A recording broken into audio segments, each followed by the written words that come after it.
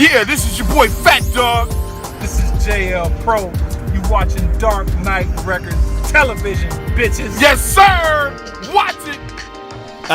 Welcome to another exciting episode of Dark Knight Records TV. I'm here with none other than Marquez. What's up, buddy? What's up, man? How you doing today, bro? Man, I'm doing all right, man. Real hey, good, let's man. tell everybody who you is and what's going on. Well, yeah, I'm Marquez. They call me the #1 barber, better known as Quez Creations. I'm a barber. I'm a stylist. I'm a cosmetology instructor. I'm an award-winning barber. Pretty much, man. I wear a ton of hats. You know, the list goes on. That's just to name a few. All right, man. That sounds good, man. Now, what got you into doing cosmetology?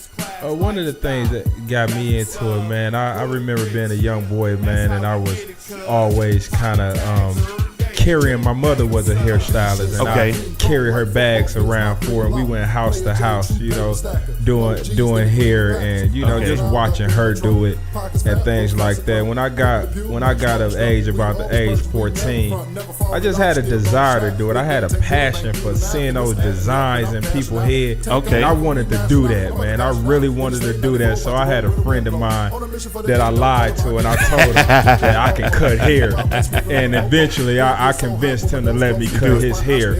You know, but I only thing I could really do is the designs in his hair. I couldn't really cut the hair. Didn't have my own pair of clippers. If he would have knew better, you know, he'd have recognized that I was lying because I ain't had no clippers. I had to use his mama clippers. But yeah, man, but then one day I had a dream that I was cutting hair. And I remember everything that I did in the dream, man. And the guy came to me. The same guy that was in the dream came to me and asked me to cut his hair. And I remembered everything I did in that dream, man. And that's what's up. I started out in the basement, man, and it been on from there, man. All right. Well, now when you say you had a dream, now did it just wake you up out of the dream, or you just woke up and was like, man, I gotta go ahead and do this, man. I gotta go and try this. Actually, how that really went was the guy that I was practicing on. He brung me a new client. And he said, look, man, I don't get all them designs in my hair and stuff. I just get a regular haircut. And I'm like, oh, man.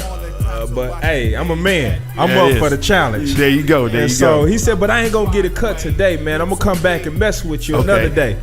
And the day before he came back, man, that's when I had the dream. And he ended up coming that next day. So it was like, man, it was meant to be. You know, it was predestined, man. That's what's up. Now, did you go to school after that, or did you do any kind of like school things? Or after that, I was still pretty much in high school around that particular time. I was about in my freshman year in high school. So, you know, once I got out of school, man, my cats start going back to the Jerry curls and things like that. So shouts out to the Jerry curls. Like all my little clientele, I pretty much lost them, man. At that point, man, I turned to the streets, but you know how they go when that street life came to an end. You know, I had to resort back to what I knew. You know what I'm saying? And that's when I decided to go to school and be a barber. Now, where'd you go to school at?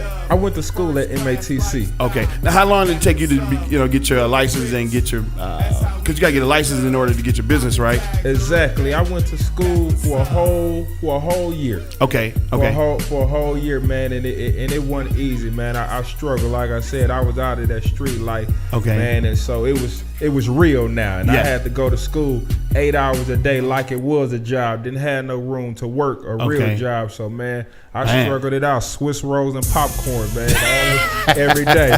Shouts out to the Swiss rolls and popcorn, baby.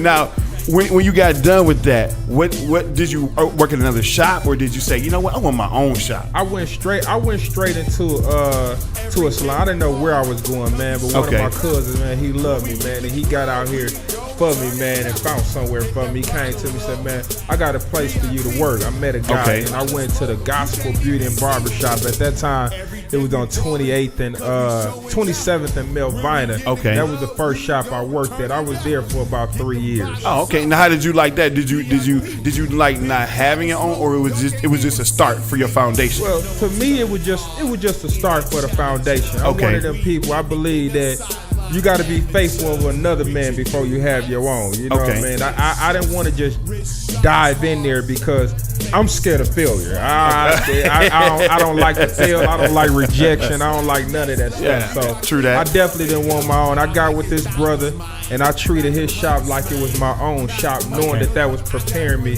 to have my own. Now, how long have you had your shop right here? The shop I had right here, I've been in this business for exactly 4 years now. Ooh, shots out, man. 4 years. That's good work right there. That's good work. Yes, sir. Now, how does it feel being your own owner? You know, as a brother, how does it feel to have your own, like, man, I got my own key to the door. I'm coming in when I feel like it. It has its challenges. Okay, man. okay. I don't care whether you do small business, big business. Okay. It all has its challenges, man. There's some days that go by, I'll be like, man, I go back and rent me out a chair right about now. But for the most part, you know, it's a blessing to have your own, man. You know, you call your own shots, man. You being a role model and you being a leader and stuff like that, man. Oh, okay. So, you know, I get the opportunity to be a blessing for a lot of people, you know, just keeping this place up and going, making sure other brothers got a place to work where they can provide and feed their families. So that's the number one joy I get out of it, man, is that I feel like I'm creating opportunities for others, there it is. you know There what I'm it saying, is, to man. eat and take care of their families. Well, man, I can appreciate that, man. But you know, now, what licenses do you need in order to have your own beauty salon shop? Like, is there certain things that you have to go get in order to get that? It definitely is, man. You need your manager's license, Okay, and you need an establishment license. Of course, an occupancy license. City got to get theirs all day. Shouts out to man. the city.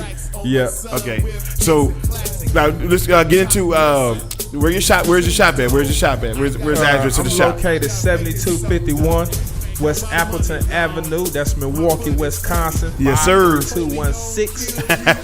Now, how can people find you? How can they make an appointment with you? I'm on Facebook. You can look me up on Facebook. That's Marquez Tatum.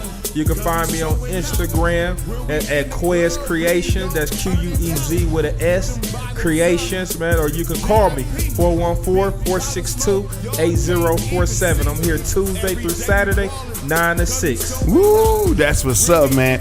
I want to say thank you again to Quez for holding it down for me, man. You know what? I really appreciate this, my brothers, love, man. This I love. appreciate you, Hey, my bro. kids come to this, man, and get it freshly dipped all the time. All It's day, always good every time. I ain't playing with y'all. But, you know, thanks again to my man Quez. Shouts out. Make sure you check out the shop. We right here on 71st Street in Appleton. We going down. But you know what? Follow us on Dark Knight Records TV. Subscribe. Keep hitting us up and hit us on Twitter now. The Twitter handle will be on there. You'll see it in a second. Again, thanks to my man, Quez, baby.